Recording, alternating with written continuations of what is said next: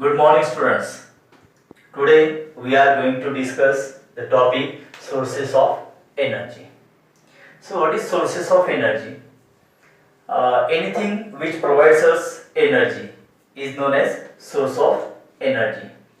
जैसे कि to bring ease in the life, we need different types of energies for different purpose. जैसे mainly cooking, उसके लिए हमें mostly heat energy लगती है. In industries and our daily life, we need electrical energy. So there are different types of energies, okay, जिसका हम इस्तेमाल करते हैं हमारे डेली लाइफ में.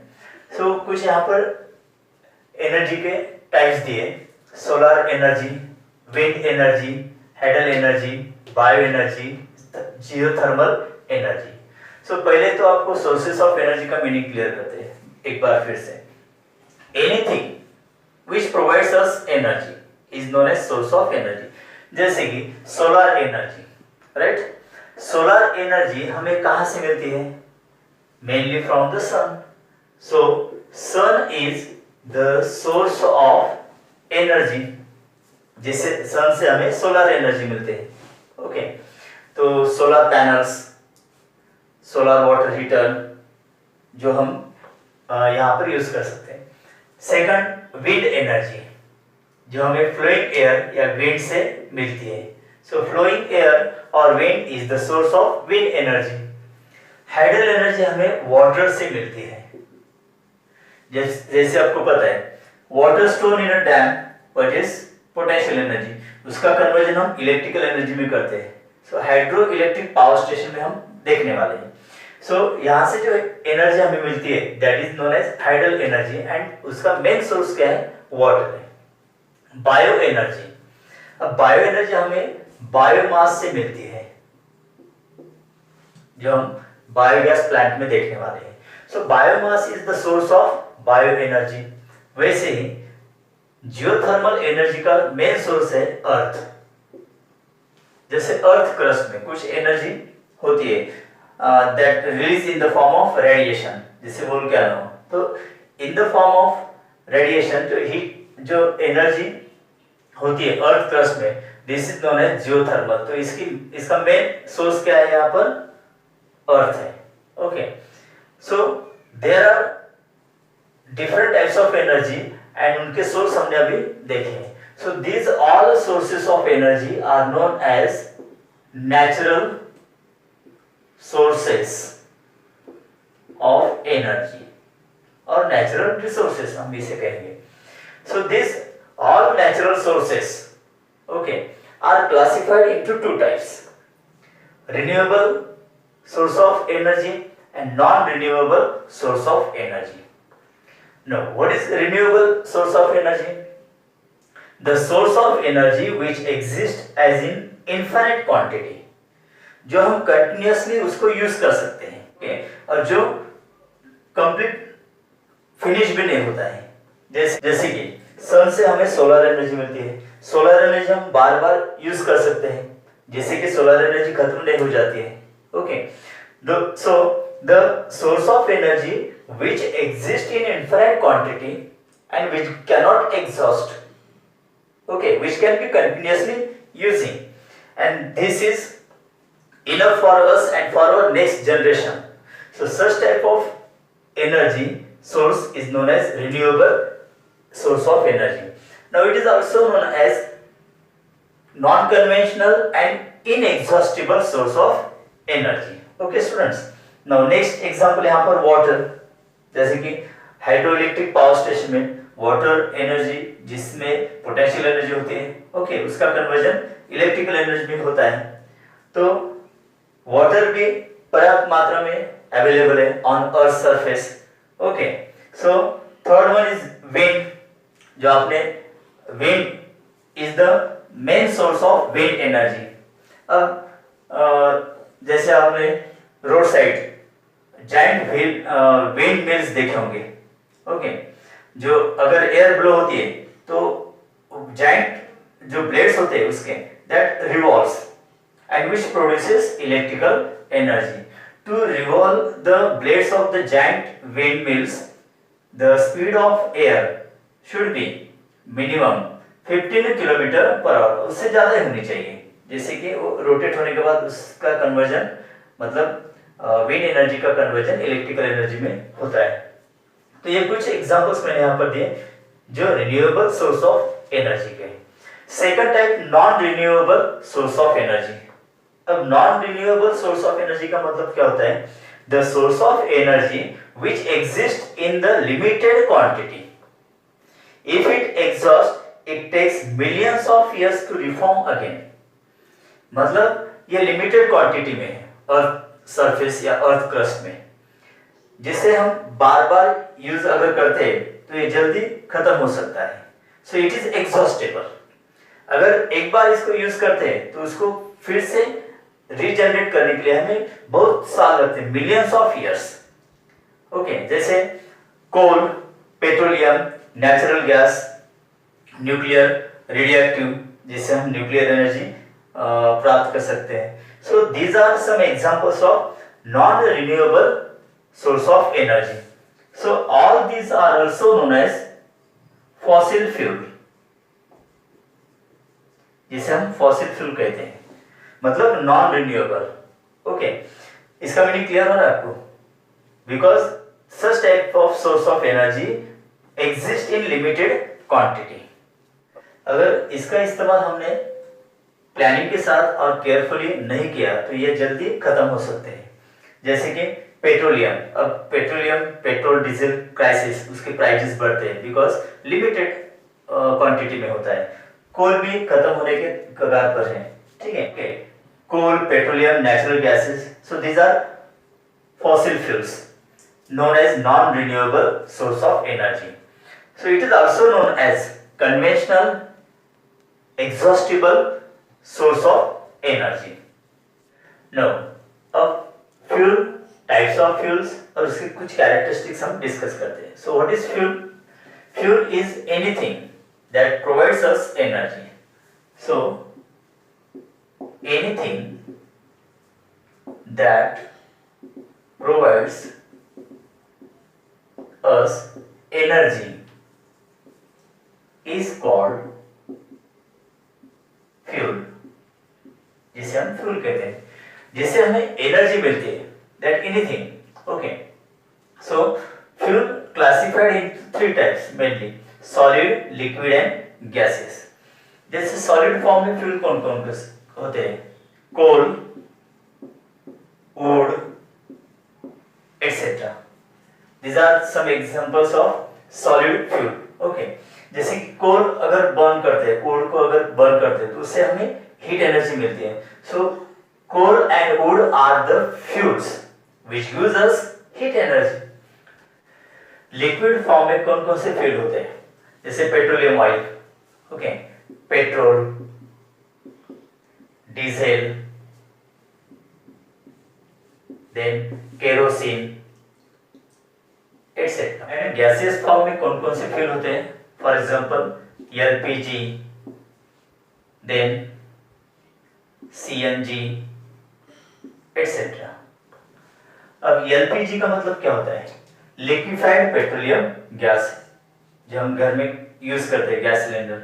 ओके, तो उसमें मेन कंटेंट्स क्या होता है? यहाँ पर ब्यूटेन, मेन कंटेंट होता है ब्यूटेन, ठीक है.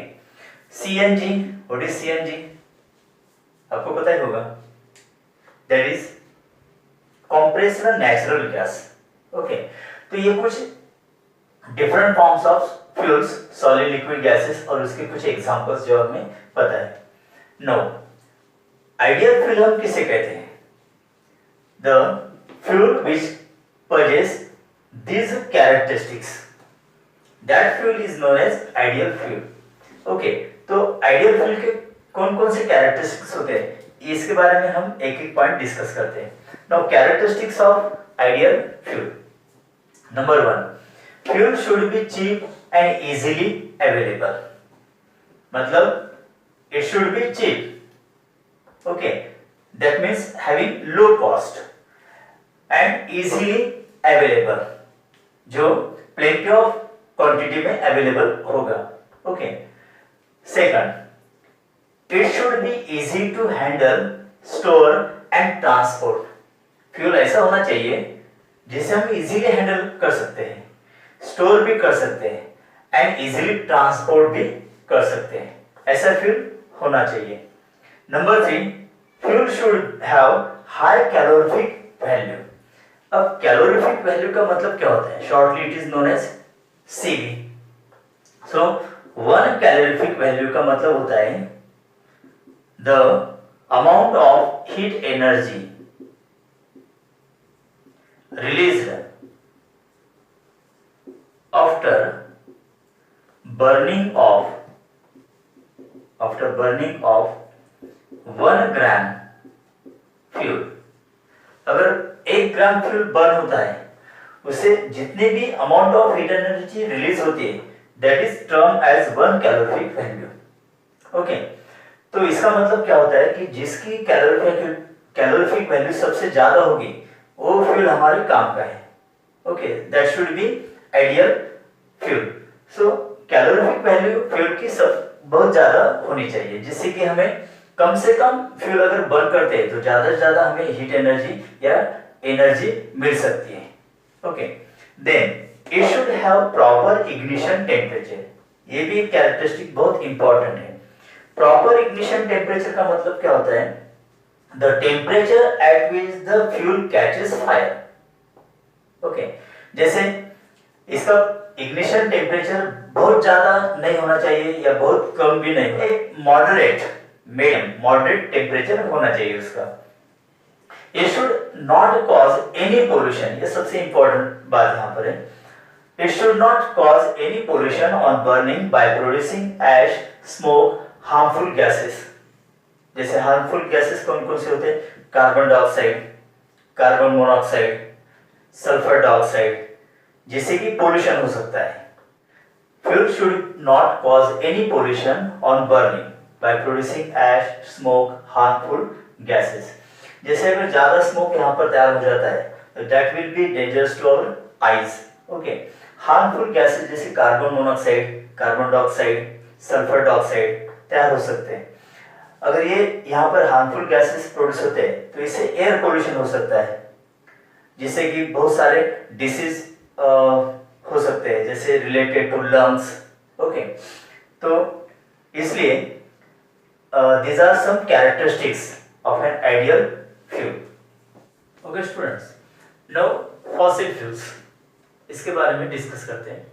Definition of fossil fuels: the fuels that are preserved under earth crust as the remains of plants and animals over millions of years.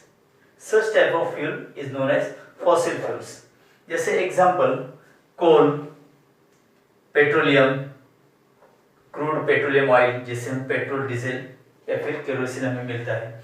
Natural gas, जो नेचुरल ऑयल के साथ by product मतलब natural gas हमें मिलता है। Okay, तो ये fossil fuel कैसे तैयार होते हैं? Solar energy trapped by plants in the process of photosynthesis. Now these plants consumed by animals.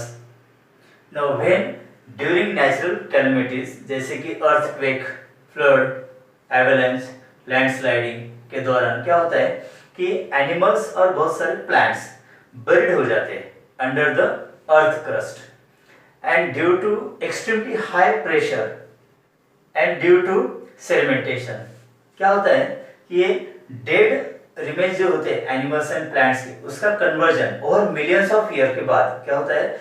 Fossil fuel में कन्वर्ट होता है। एंड इन दिस प्रोसेस जो केमिकल एनर्जी होती है, that chemical energy remains intact in them dead remains of the plants and animals.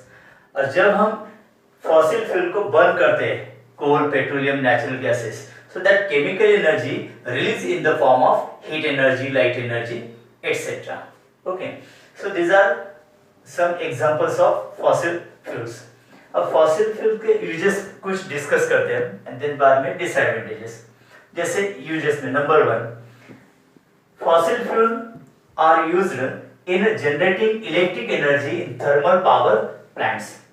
जैसे thermal power plants में ज़्यादातर हम mostly coal यूज करते हैं, ओके, जिससे कि वाटर वेपर तैयार हो जाती है water vapor pass with very high speed and bombard on turbines of generator, जिससे कि जनरेटर एक्टिवेट हो जाता है और उससे फिर इलेक्ट्रिकल एनर्जी तैयार हो जाती है.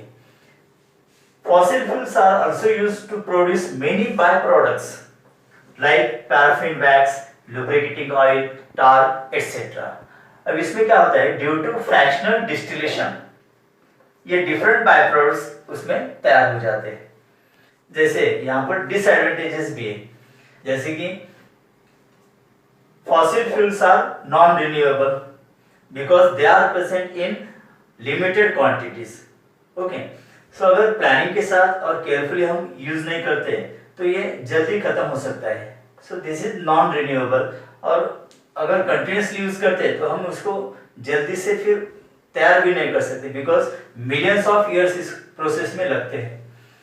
Second, fossil fuels produce lots of carbon dioxide and causes green house effect. मतलब during burning of fossil fuels carbon dioxide, sulphur dioxide, different harmful gases produce होते हैं जिससे कि ग्रीन हाउस इफेक्ट होता है. मतलब global warming, melting of polar ice caps, etc. Because of burning of fossil fuels, it produces lots of smoke, ash, and causes pollutions, जिससे कि acid rain या फिर diseases related to lungs produce हो जाते हैं. Okay, तो ये कुछ हमने uses and disadvantages of fossil fuels discuss किए. Now students, in next lecture we will discuss about how different forms of energy, जैसे कि हमने स्टार्टिंग में डिस्कस किया था कि हमें हीट एनर्जी कुकिंग पर्पस के लिए, इलेक्ट्रिकल एनर्जी मोस्टली ज्यादातर पर्पस के लिए हम यूज करते हैं. तो देयर आर डिफरेंट प्लांट्स, जैसे हाइड्रोइलेक्ट्रिक प्लांट्स हैं, न्यूक्लियर रिएक्टर्स, ओके, या फिर थर्मल पावर प्लांट्स, जिससे हम इलेक्ट्रिकल एनर्जी तैयार कर सकते हैं. तो ये डिफरेंट प्लांट्स जो होते हैं इसके बारे में हम नेक्स्ट लेक्चर एक एक करके डिटेल जानकारी लेंगे. राइट.